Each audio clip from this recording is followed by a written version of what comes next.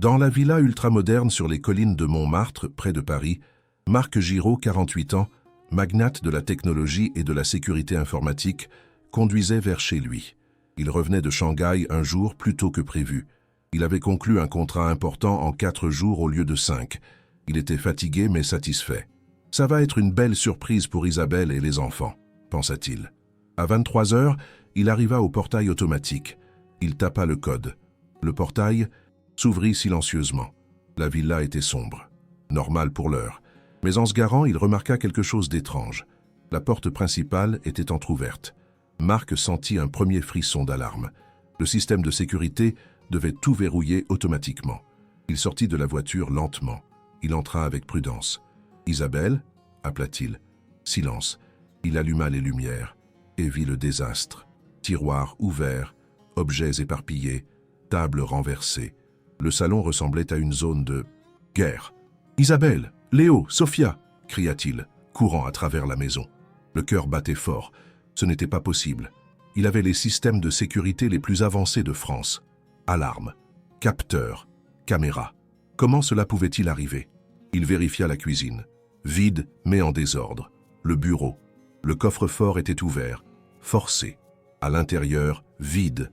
50 000 € en liquide avaient disparu. Bijoux, documents, tout pris. Mon Dieu, les enfants! La panique le submergea, complètement. Il courut vers la chambre des enfants, porte fermée. Il essaya d'ouvrir, verrouillé. « Léo, Sophia, vous êtes là ?» Il entendit un son, gémissement, pleurs étouffés. Il recula d'un pas et donna un coup de pied dans la porte de toutes ses forces. Le bois céda après 3 coups. La porte s'ouvrit avec fracas, et Marc vit la scène qu'il n'oublierait jamais. Léo et Sophia étaient assis par terre, dos à dos, attachés ensemble avec du ruban adhésif. Jambes attachées, mains attachées, bouche avec du ruban. Yeux écarquillés de terreur et de soulagement en voyant leur père. À côté d'eux, Hélène Richet, 62 ans, femme de ménage de la famille depuis 8 ans, était attachée à une chaise. Elle avait une coupure au front, du sang séché sur le visage, vêtements déchirés, mais les yeux toujours vigilants, toujours protecteurs en regardant les enfants. Marc se figea une fraction de seconde. Choc paralysant. Puis, l'adrénaline prit le dessus.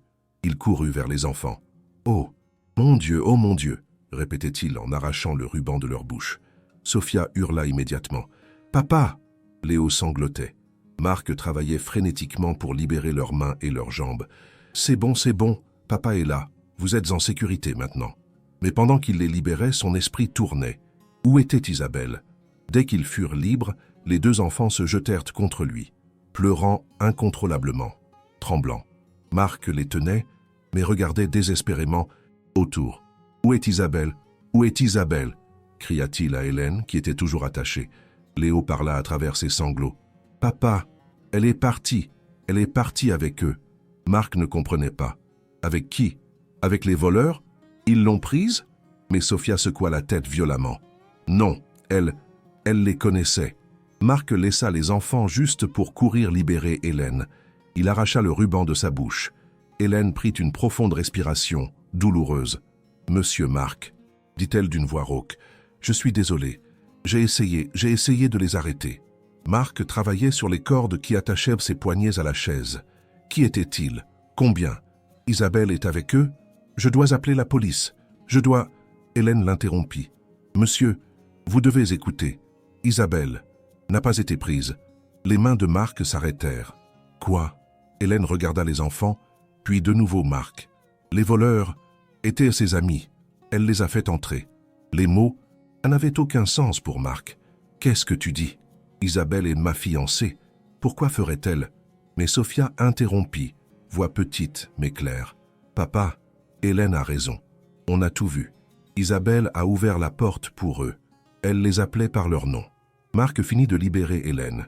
Puis il s'assit lourdement par terre, l'esprit luttant pour comprendre. « Racontez-moi, » dit-il d'une voix tremblante. « Depuis le début, tout. » Hélène toucha la coupure sur son front, grimaçant. « C'est arrivé il y a 2 heures.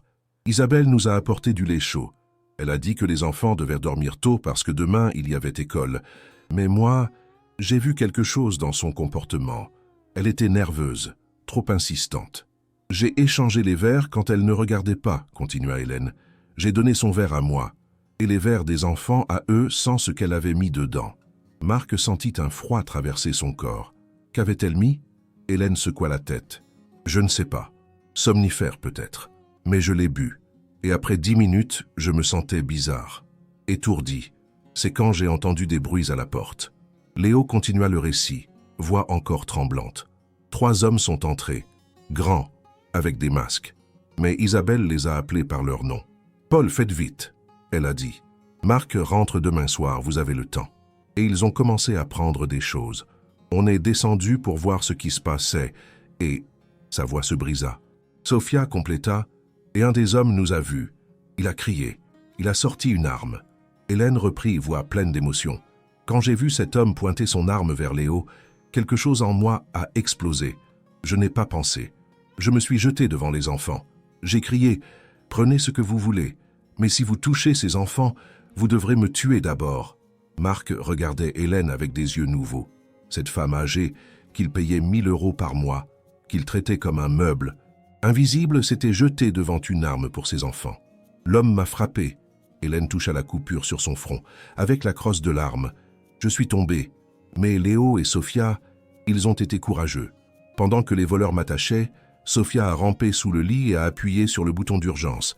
Celui qui est caché, qu'on avait pratiqué il y a des mois.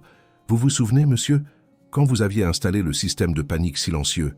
Marc se souvenait vaguement. Il avait installé des boutons de panique dans chaque chambre, mais il n'avait jamais pensé qu'ils serviraient. Le signal est allé directement à la police, dit Hélène. Les voleurs ne le savaient pas, mais ils ont dû paniquer. Ils nous ont attachés tous rapidement. Isabelle a pris quelques affaires, bijoux, argent du coffre, et ils se sont enfuis, ensemble, Isabelle avec eux. Marc sentait le monde tourner. Isabelle, belle, élégante Isabelle, qu'il avait courtisée pendant 2 ans, qu'il allait épouser dans 3 mois, qui vivait dans sa maison, qui dormait dans son lit, était voleuse, traîtresse, avait tout orchestré, avait essayé de droguer ses enfants, et quand ça avait échoué, s'était enfui quand même, laissant 3 personnes attachées, en danger, comme si elles n'étaient rien. Le téléphone de Marc sonna. Numéro inconnu. Il répondit d'une main tremblante. « Allô, monsieur Giraud? Ici le commissaire Ferrand de la police routière. Nous avons reçu une alarme silencieuse de votre propriété il y a 2 heures. Nous venions quand nous avons arrêté un véhicule suspect sur l'autoroute. 3 hommes et une femme. La femme dit être votre fiancée, dit avoir été kidnappée, mais les hommes racontent une histoire différente. » Marc ferma les yeux. « Quelle histoire ?» Le commissaire hésita. « Ils disent qu'elle était complice, qu'elle a tout organisé.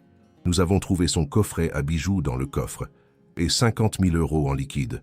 Nous emmenons tout le monde au commissariat. Pouvez-vous venir ?» Marc regarda ses enfants traumatisés. Hélène blessée. « Je viens dans 1 heure. D'abord, je dois appeler une ambulance pour ma femme de ménage. Et je dois rester avec mes enfants. » Il raccrocha. Le silence dans la chambre était dense. Marc regardait Hélène. Cette femme qu'il avait ignorée, qu'il avait traitée comme une employée invisible, qu'il payait le minimum possible, qu'il n'avait jamais vraiment remerciée.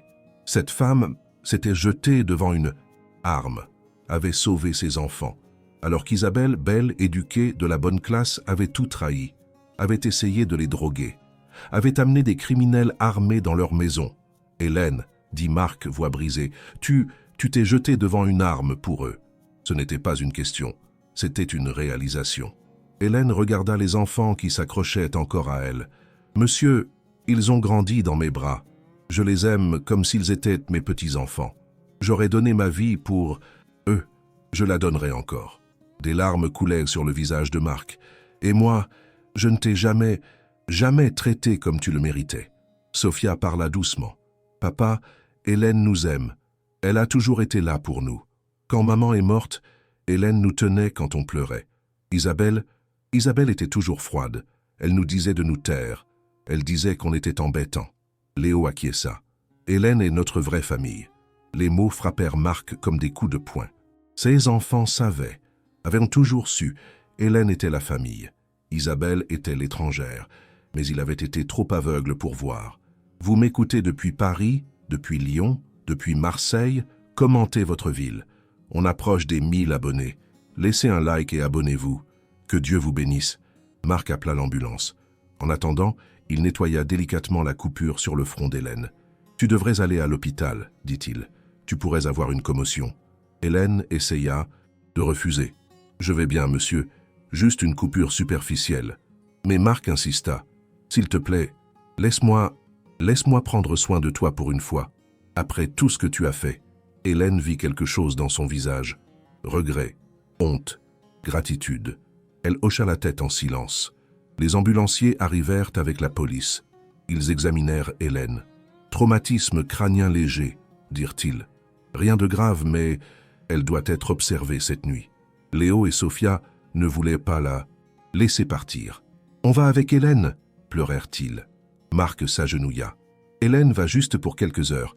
Elle aura de meilleurs soins. Je reste avec vous. D'accord ?» Les enfants s'accrochaient encore à Hélène. Elle les embrassa. « Je reviens demain matin, je promets. Soyez courageux. Papa est là maintenant. » Après qu'ils eurent emmené Hélène, le détective Marini arriva pour prendre les déclarations. « Monsieur Giraud, puis-je parler avec vous et les enfants ?» Marc regarda Léo et Sophia, encore secoués. « Peuvent-ils faire ça demain? Ils sont traumatisés. » Le détective acquiesça. « Je comprends, mais j'ai besoin de savoir.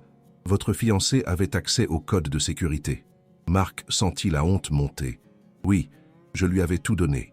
Je pensais qu'elle était de la famille. » Le détective prit des notes. « Les hommes que nous avons arrêtés avouent.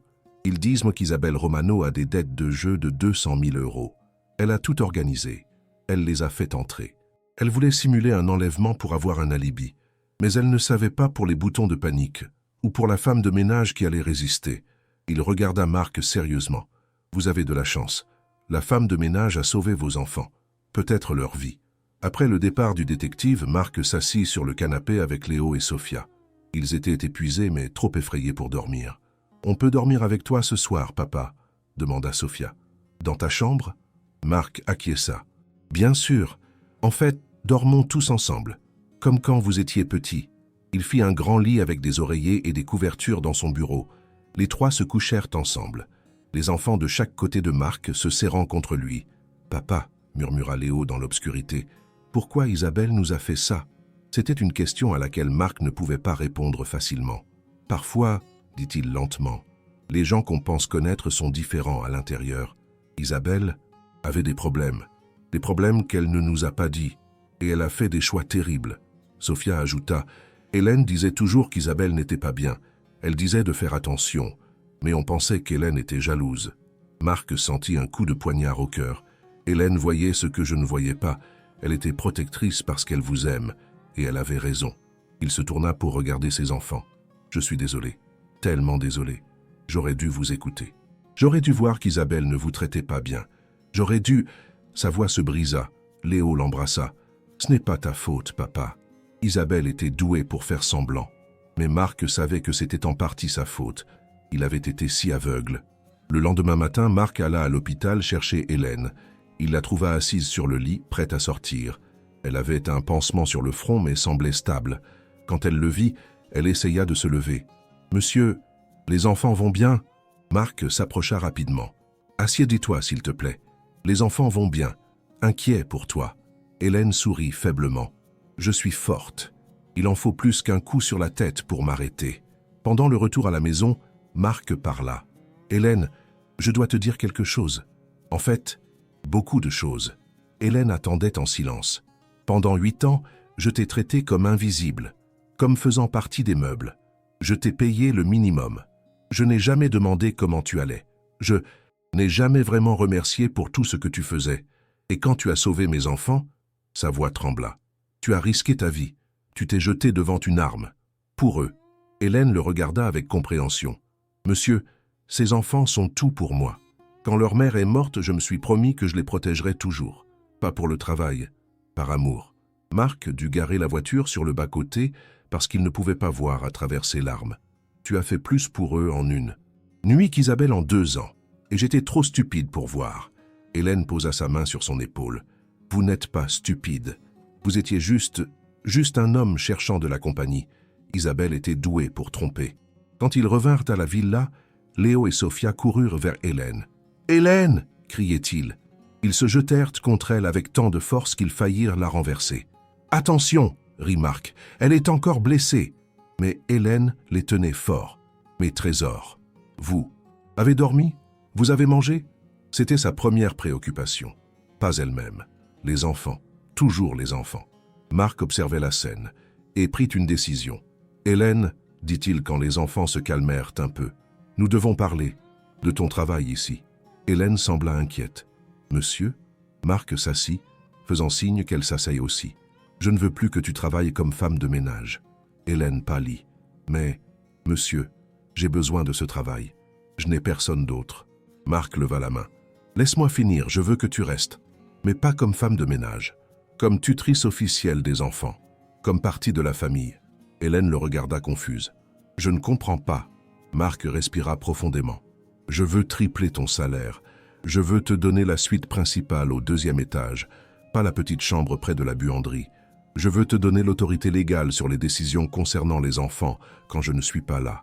Je veux... » Il s'arrêta, cherchant les bons mots. « Je veux que tu sois ce que tu as toujours été dans ton cœur, leur grand-mère, leur protectrice, leur famille. » Léo et Sophia éclatèrent en applaudissements. « Oui, mamie Hélène, mamie Hélène. » Hélène avait des larmes qui coulaient. « Monsieur, je ne mérite pas. » Marc l'interrompit doucement. « Tu mérites bien plus que ce que je peux donner. Tu as sauvé mes enfants. Tu les as aimés quand j'étais absent. Tu as vu le danger quand j'étais aveugle. S'il te plaît, reste, pas comme employé, comme famille. » Hélène pleura ouvertement maintenant. « Je serais honoré. » Dans les jours suivants, Marc fit des changements drastiques. Premier, il parla avec l'avocat. « Je veux qu'Hélène Richet soit nommée tutrice légale secondaire de mes enfants. Et je veux mettre à jour mon testament. Si quelque chose m'arrive, elle a la garde. » L'avocat acquiesça, prenant des notes. Deuxième, il appela l'architecte. « Je veux la suite du 2e étage complètement rénovée. Pour un invité spécial. Budget illimité. » Troisième, il parla avec le PDG de son entreprise. « Je travaillerai de la maison 3 jours par semaine. La famille d'abord maintenant. » Le procès contre Isabelle et ses complices fut rapide. Les preuves étaient accablantes. La vidéo de sécurité montrait Isabelle les faisant entrer. Les messages sur son téléphone organisaient tout. Le détective trouva d'énormes dettes avec des casinos illégaux. « Elle planifiait ça depuis des mois », dit le procureur. « Elle pensait qu'en droguant les enfants et la femme de ménage, en simulant un enlèvement, puis en revenant comme victime, elle aurait accès aux assurances et à l'argent de Marc. » Pendant le procès, Isabelle essaya de parler à Marc. « Marc, s'il te plaît, je t'aime. C'était juste une erreur, du désespoir. » Mais Marc la regarda avec des yeux froids. « Tu as essayé de droguer mes enfants. Tu as amené des hommes armés dans leur maison. L'un a pointé une arme sur Léo. Comment est-ce une erreur ?» Isabelle pleura. « J'avais des dettes. J'avais peur. » Marc se leva pour partir. Hélène avait peur aussi, mais elle s'est jetée devant l'arme. Ça, c'est de l'amour. Ce que tu as fait, c'est de la trahison. Isabelle fut condamnée à 12 ans. Les complices à 15 chacun pour agression aggravée et invasion avec arme. « Justice !» dit Marc en sortant du tribunal. Hélène, qui était le témoin principal, était avec lui. « C'est fini !» dit-elle doucement. « Maintenant, on peut avancer. » Marc regarda cette femme qui avait tout sauvé. « Comment fais-tu » demanda-t-il. « Être si sans rancune ?» Hélène sourit. « Parce que j'ai une famille que j'aime. J'ai des enfants en bonne santé. J'ai une maison. La colère est un luxe que je ne peux pas me permettre. La gratitude est tout ce pourquoi j'ai de la place. » 6 mois plus tard, la villa était transformée. Plus une forteresse froide. Maintenant, elle avait de la chaleur. Des photos partout de Léo, Sophia, Hélène, Marc. La suite d'Hélène était magnifique. « C'est trop », avait-elle protesté. « Non », avait dit Marc. « C'est ce que tu mérites. » Les enfants passaient plus de temps avec Hélène que jamais. Elle leur apprenait à cuisiner, à coudre, des histoires de sa vie. « Mamie Hélène, raconte quand tu étais jeune », demandait-il toujours. « Vous croyez au pouvoir de la loyauté. Pensez-vous que la vraie famille est celle qui vous protège? Laissez un like si Hélène est votre héroïne.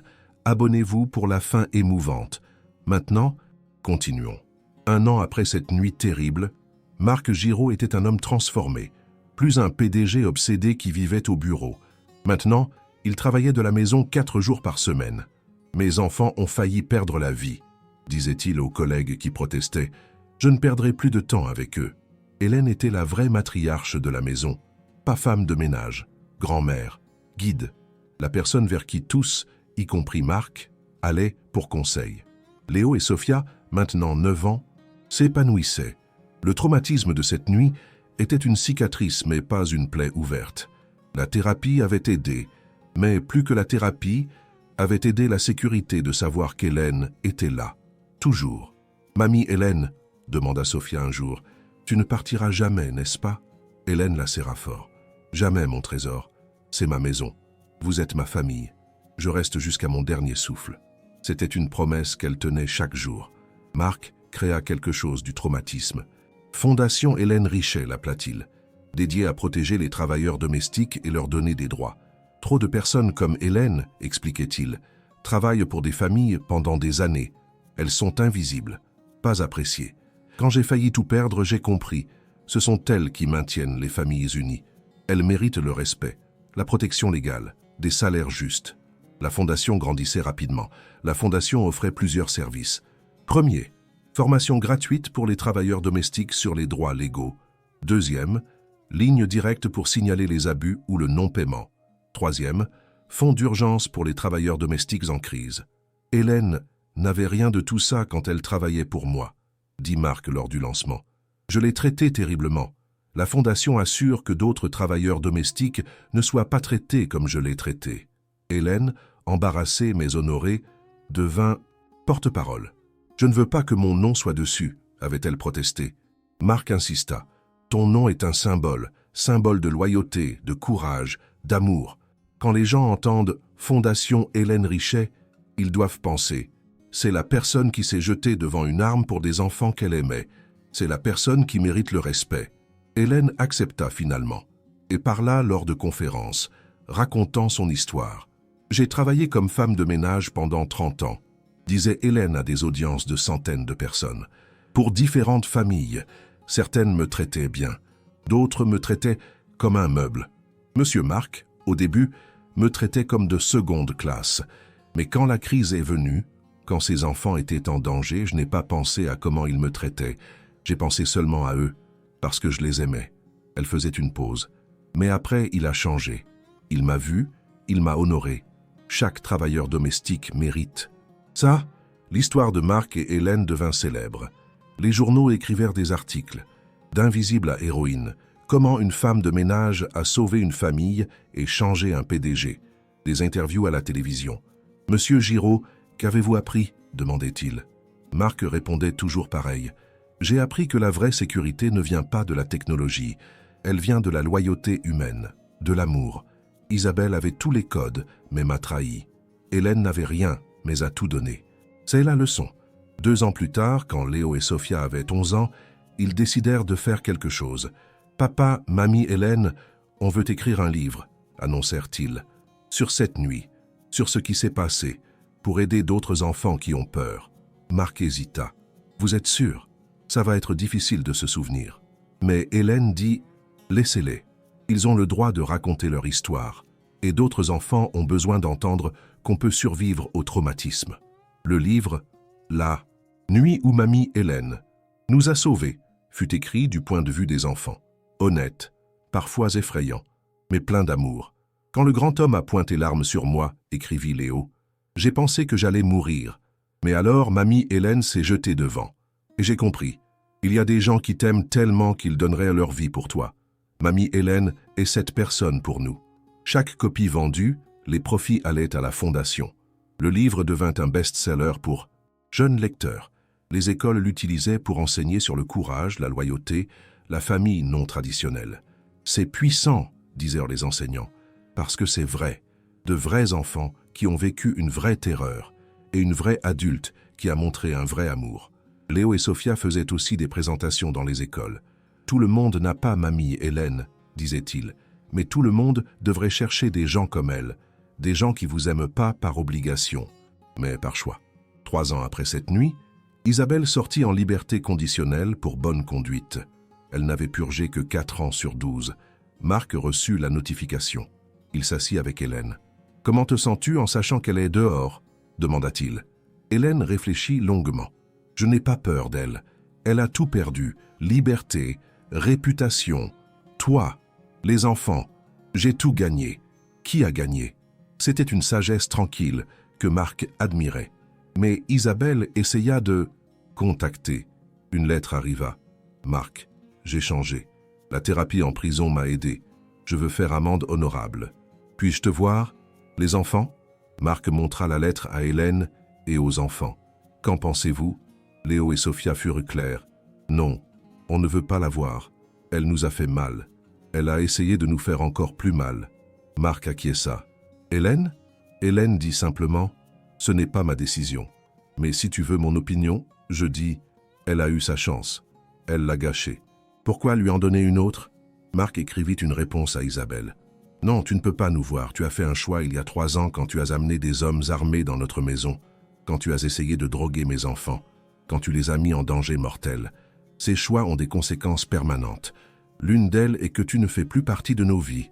Jamais. » Isabelle essaya encore. Appel téléphonique, apparut à la villa. Mais Marc avait une ordonnance restrictive. « Reste loin de ma famille, » avertit-il.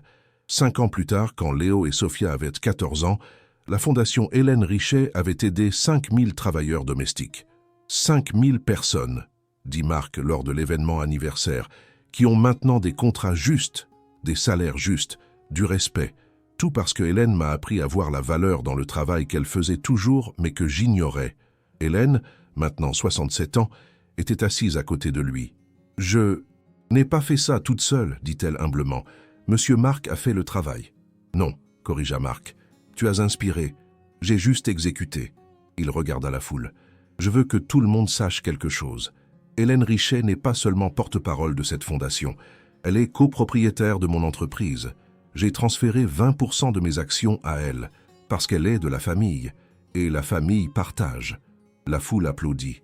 Hélène avait des larmes aux yeux. « Je ne méritais pas, » Marc l'arrêta. « Tu mérites bien plus, c'est le minimum. » Léo et Sophia grandirent de forts et confiants. « Tu veux savoir un secret ?» dit Léo au thérapeute lors de sa dernière séance à 15 ans. « Je ne fais plus de cauchemars sur cette nuit. Parce que quand je me souviens, je ne me souviens pas seulement de la peur. Je me souviens de mamie Hélène se jetant devant. Je me souviens de papa pleurant en nous tenant. Je me souviens qu'on a survécu, ensemble, comme une famille. C'était une guérison complète. » 10 ans après cette nuit, Marc organisa un dîner spécial. Il invita 30 personnes, toutes femmes de ménage, nounous, travailleurs domestiques qui avaient travaillé pour lui ou des amis au fil des ans. « Je veux vous remercier, » dit-il. « Pendant des années, je ne vous ai pas vu.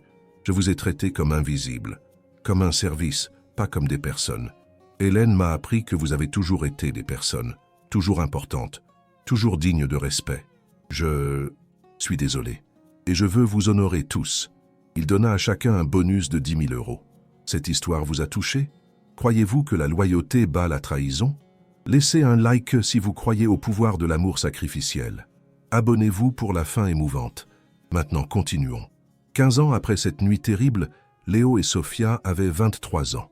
Léo étudiait la sécurité informatique comme son père, mais avec une perspective différente. Papa construisait des systèmes pour protéger les données, expliquait-il. Moi, je construis des systèmes pour protéger les personnes vulnérables, les travailleurs, les enfants. Il avait créé une application qui permettait aux travailleurs domestiques de signaler des abus anonymement. Inspiré par mamie Hélène, disait-il toujours.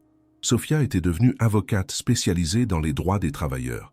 Cette nuit m'a appris quelque chose, disait-elle, que les personnes les plus vulnérables sont souvent les plus courageuses et méritent la protection légale la plus forte. Elle avait gagné des cas importants, femmes de ménage non payées, travailleurs abusés. Chaque cas que je gagne, disait-elle, c'est pour mamie Hélène, pour ce qu'elle a enduré en silence pendant des années avant que papa ouvre les yeux. Marc, 63 ans, était semi-retraité, mais toujours actif dans la fondation. La fondation Hélène Richet opérait dans 20 pays. Elle avait aidé 50 000 travailleurs domestiques. Chaque vie changée, disait Marc dans les interviews, est une rédemption pour comment j'ai traité Hélène. Je ne peux pas changer le passé, mais je peux changer l'avenir pour des milliers d'autres Hélènes dans le monde. C'était une mission qui définissait ses dernières années de carrière. Hélène, 77 ans, ralentissait physiquement, mais pas mentalement. Elle vivait toujours dans la villa. Elle était toujours le cœur de la famille.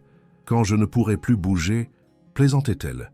Alors peut-être je ralentirai, mais tant que je peux marcher, je cuisine, tant que je peux parler, je conseille. C'était une présence constante, le roc sur lequel la famille était construite. Léo et Sophia amenaient leurs petits amis et petites amies pour l'approbation de mamie Hélène, avant de les présenter à papa. Un jour, Hélène reçut une nouvelle. Isabelle était malade, cancer, terminal, 6 mois à vivre. Elle voulait voir Hélène. Avant de mourir, disait la lettre, je veux demander pardon à la personne que j'ai le plus blessée. Tu as failli perdre ta vie en protégeant ses enfants, et je t'ai mise dans cette position. S'il te plaît, laisse-moi te dire que je suis désolé. Hélène montra la lettre à Marc et aux enfants. Qu'en pensez-vous? Marc fut catégorique. Non, elle ne mérite pas ta présence. Mais Hélène pensait différemment.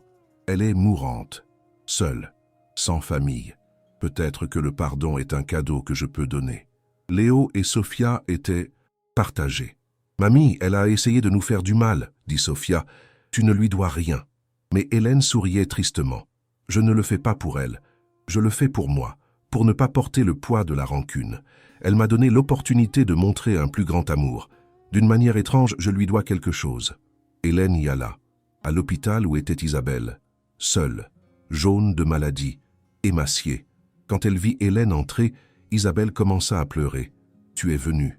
Je ne pensais pas. » Hélène s'assit à côté du lit. « Je suis là. » Isabelle pleura longtemps, puis parla. « Hélène, cette nuit, quand je t'ai vue te jeter devant ses enfants, j'ai compris ce que j'avais détruit. Tu les aimais plus que je n'avais jamais rien aimé, et j'étais prête à leur faire du mal pour de l'argent.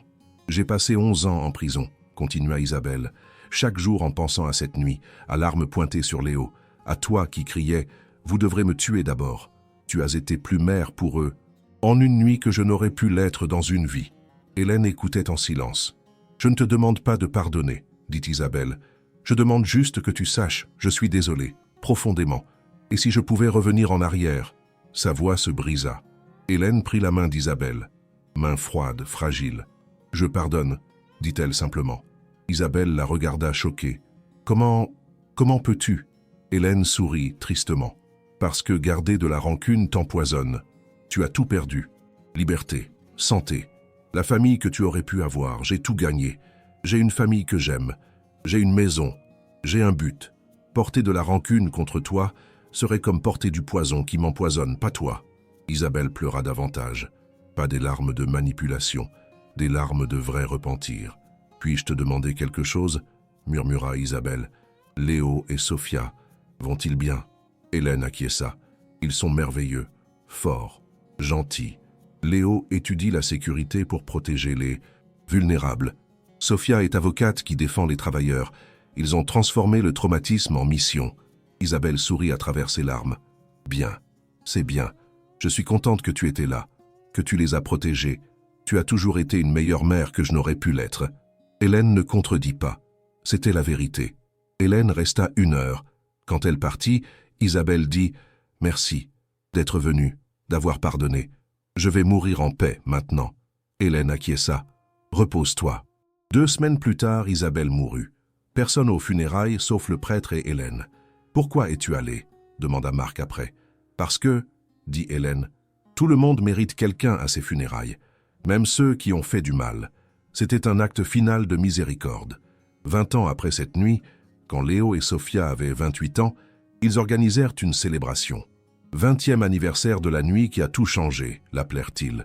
Pas une célébration du traumatisme, mais une célébration de survie, d'amour, de famille née des cendres.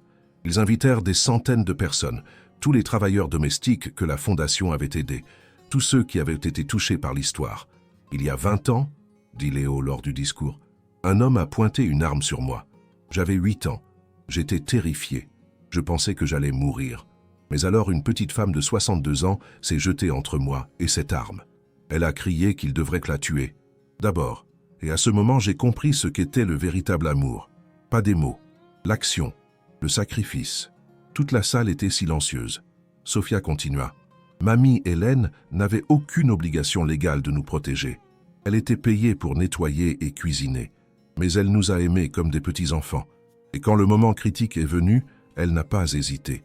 Elle s'est jetée. C'est la leçon que je porte toujours. L'amour n'est pas ce que tu dis, c'est ce que tu fais. Surtout quand c'est difficile, surtout quand c'est dangereux. La foule applaudissait, beaucoup pleuraient. Marc, 73 ans, fragile mais présent, parla en dernier. « J'ai construit un empire », dit-il d'une voix tremblante. « J'ai fait des millions. J'ai créé des technologies qui protègent les données dans le monde entier. Mais rien de tout ça n'importait la nuit où je suis revenu et j'ai trouvé ma famille attachée, terrorisée, blessée. » Il regarda Hélène. Cette femme que j'avais traitée comme invisible avait fait quelque chose que moi, avec tout mon argent, ne pouvais pas acheter. Elle avait aimé mes enfants tellement qu'elle était prête à mourir pour eux. J'ai passé 20 ans, continua Marc, à essayer de compenser. Fondation, changement, respect, mais ça ne sera jamais assez, parce que ce qu'Hélène a fait cette nuit n'a pas de prix. Ça s'appelle le sacrifice, ça s'appelle l'amour, ça s'appelle la vraie famille. Il se tourna vers Hélène. Merci pour cette nuit, pour chaque jour. Après, pour être ce que tu devais toujours être, la matriarche de notre famille. Hélène, 82 ans, se leva avec l'aide de Léo et Sophia. « Je ne mérite pas tout ça, » dit-elle d'une voix encore forte. « J'ai fait seulement ce que toute personne qui aime ferait. Je me suis jetée, parce qu'ils étaient à mes enfants. Pas par le sang, par l'amour. Et l'amour ne calcule pas le risque, ne pense pas aux conséquences. Il agit seulement. » Elle regarda Marc, Léo et Sophia. « Vous m'avez donné, plus que je ne vous ai donné. Vous m'avez donné une famille quand j'étais seul, un but quand j'étais invisible, une maison quand je n'étais qu'une employée. Qui a gagné? Moi. 25 ans après cette nuit, la Fondation Hélène Richet avait aidé 200 000 travailleurs. Elle avait changé les lois dans 15 pays. Contrat Hélène était maintenant une norme internationale. Il protégeait les droits, garantissait des salaires justes, assurait la sécurité. Tout a commencé, disait toujours le matériel de la Fondation, parce qu'une femme de ménage s'est jetée devant une arme et un PDG a finalement ouvert les yeux. Hélène mourut paisiblement à 85 ans, dans la villa qui était devenue son vrai foyer. Marc, Léo, Sophia et 6 petits-enfants étaient avec elle. « Merci », murmurait Marc en tenant sa main, « de m'avoir appris ce qui compte, d'avoir sauvé mes enfants, de m'avoir sauvé. » Hélène sourit. « Je n'ai rien sauvé, j'ai seulement aimé. Et l'amour sauve toujours. » Elle regarda Léo et Sophia. « Vous êtes ma fierté. Continuez à protéger les vulnérables, comme je vous ai protégé. » Elle ferma les yeux et s'en alla. La femme qui s'était jetée devant une arme, la femme de ménage qui était devenue matriarche, l'invisible qui était devenue héroïne. Les funérailles furent un événement national. 10 000 personnes participèrent. « Hélène Richet, » dit le président français, « représente le meilleur de l'humanité. Le courage quand c'était dangereux, l'amour quand c'était plus facile de haïr, le sacrifice quand c'était plus facile de fuir. Repose en paix, héroïne de l'amour quotidien. » Ils enterrèrent Hélène dans le cimetière familial. La pierre tombale, écrite par Léo et Sophia, disait « Hélène Richet, 1932-2017, s'est jetée devant une arme pour des enfants qu'elle aimait, pas par obligation, par amour. Femme de ménage devenue grand-mère, invisible devenue irremplaçable, avec un acte de courage de 3 secondes, a enseigné une leçon qui a duré des générations. La vraie famille est celle que vous protégez et qui vous protège. Dors en paix, Lionne qui a sauvé ses petits. Marc vécut 5 ans de plus. Il mourut à 83 ans, entouré de la famille qu'Hélène avait aidé à sauver. « Dites à Hélène, murmura-t-il dans ces dernières heures, que j'ai appris la leçon, que la vraie famille n'est pas le sang ou le mariage. C'est celui qui se jette pour vous quand l'arme est pointée. » Ils enterrèrent Marc à côté d'Hélène. Ensemble, dirent Léo, Sophia, comme il se doit, elle l'a sauvé. Il l'a honoré. Ensemble, ils ont créé un héritage. 30 ans après cette nuit, l'histoire était une légende. La femme de ménage qui s'est jetée, l'appelait-il. Étudiée dans les cours d'éthique, enseignée dans les écoles de travail social. Exemple parfait de comment le véritable héroïsme n'est pas toujours bruyant. Parfois, c'est une femme de ménage de 62 ans qui dit « Vous devrez me tuer d'abord » et le pense vraiment. Parce que c'était la vérité finale. Une femme avait vu une arme pointée sur des enfants qu'elle aimait, et en une fraction de seconde, sans penser au coût personnel, Elle s'était jetée, pas pour un salaire, pas par obligation, par amour. Un amour qui ne calcule pas, qui n'hésite pas, qui agit seulement. Et cet acte avait sauvé non seulement 2 enfants, mais toute une famille, et avait inspiré un mouvement qui a changé les vies de 200 000 travailleurs. Tout parce que quelqu'un avait eu le courage d'aimer, tellement qu'elle a tout risqué, comme Hélène l'a fait, comme chaque vrai héros le fait, silencieusement, résolument, complètement. Cette histoire vous a inspiré?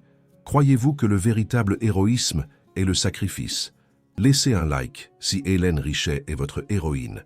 Abonnez-vous pour plus d'histoires de courage. Commentez « Je me jetterai aussi » si cette histoire a touché votre cœur. Merci d'avoir voyagé avec nous à travers cette histoire puissante de trahison, de courage et d'amour qui protège. Rappelez-vous toujours, la vraie famille n'est pas définie par le sang ou le contrat. Elle est définie par celui qui se jette devant le danger pour vous protéger. Comme Hélène s'est jetée devant l'arme. Comme chaque vrai parent, grand-parent, protecteur le fait quand le moment vient, que Dieu bénisse chaque Hélène dans le monde, chaque personne qui aime tellement qu'elle risque tout, chaque personne qui voit un vulnérable et dit « Vous devrez passer par-dessus moi d'abord. Au revoir. » Chers amis, à la prochaine histoire d'amour qui ne calcule pas le coup mais agit seulement.